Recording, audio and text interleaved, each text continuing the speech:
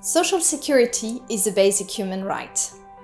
Yet despite progress, 4.1 billion individuals worldwide are left unprotected, with no access to social protection benefits, including millions of migrant workers, refugees, and their families.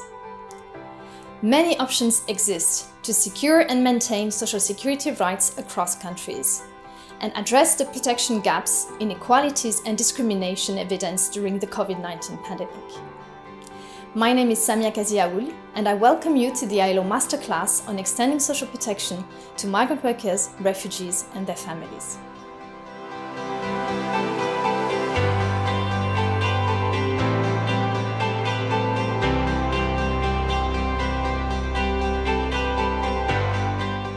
It's widely recognized that migrant workers provide essential contributions to the economies and societies of home and host countries. Therefore, it's critical to ensure that they benefit from inclusive and equitable access to social protection. Social security is a human right, and everyone, as a member of society, is entitled to it. Extending social protection to all, including to migrant workers, refugees, and their families, is key to reducing poverty and inequality and to ensuring income security for all. It also contributes to the socio-economic development of a country.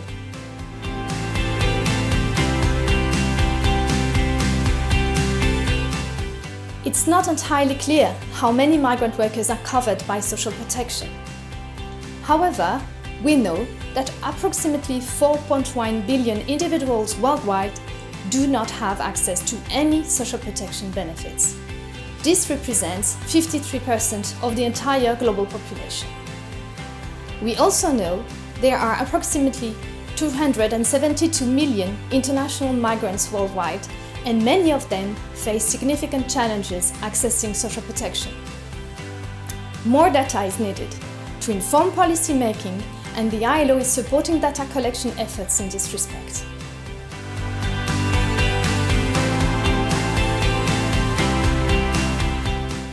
Migrant workers face both legal and practical barriers to accessing social protection. Legal barriers include full or partial exclusion from legal frameworks and social protection schemes due to their nationality, migration or employment status, but also to the length of stay in a country or the occupation, sector or industry in which they work. In addition, social protection schemes may be limited in scope and reach. There may also be a lack of bilateral or multilateral social security agreements. Practical barriers consist of complex and time-consuming administrative procedures, a lack of information or knowledge of rights, as well as language barriers, amongst others.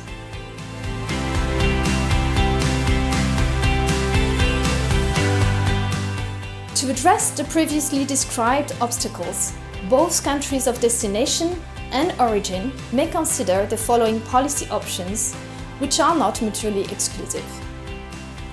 These consist of the ratification and implementation of ILO conventions and recommendations, the conclusion and enforcement of bilateral and multilateral social security agreements, the inclusion of social security provisions in bilateral labor agreements and memoranda of understanding, the adoption of unilateral measures, including social protection floors, as well as complementary measures that aim to address the practical obstacles faced by migrant workers.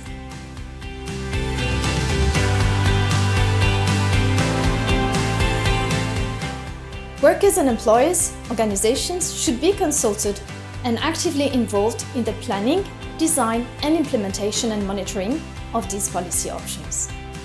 Social dialogue and tripartite consultations are key to identify the specific needs of migrant workers and their families and contribute to ensuring political buy-in and broader public support and acceptance for the relevant policy measures.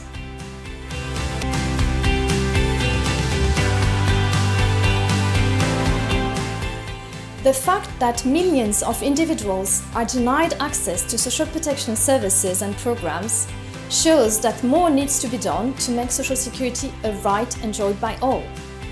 This will require not only the design and implementation of nationally appropriate and inclusive social protection systems, but also ensuring the portability of benefits across countries. For more information, please consult the ILO Guide on extending social protection to migrant workers, refugees and their families, which details policy and administrative options as well as country practices.